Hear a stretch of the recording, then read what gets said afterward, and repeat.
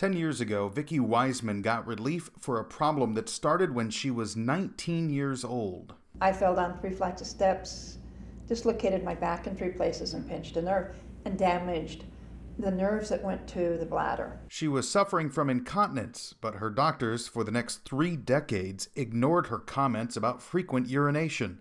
It controlled her life. It was to the point to where I couldn't play with the grandkids. We couldn't go to the zoo. We couldn't go to the museum. I just couldn't do things for the kids. Because, I was always too busy trying to find a bathroom. According to a recent survey by the National Association for Continence, 35 million Americans have some sort of issue with bladder control.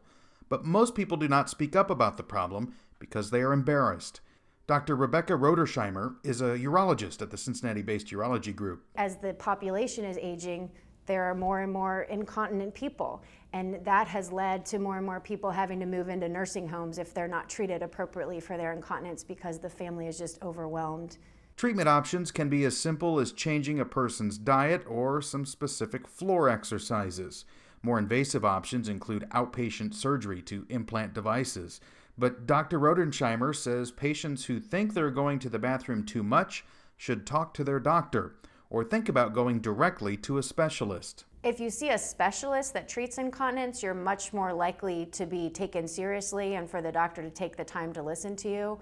I think that primary care doctors have a lot of things to deal with. They're looking at your blood pressure, they're looking at diabetes, they're looking at all kinds of different problems. And so incontinence may not be something that they're going to spend a lot of time talking about because it's not a life-threatening condition. It's a quality of life-threatening condition. Vicki's gynecologist finally listened to her problems and sent her to a specialist.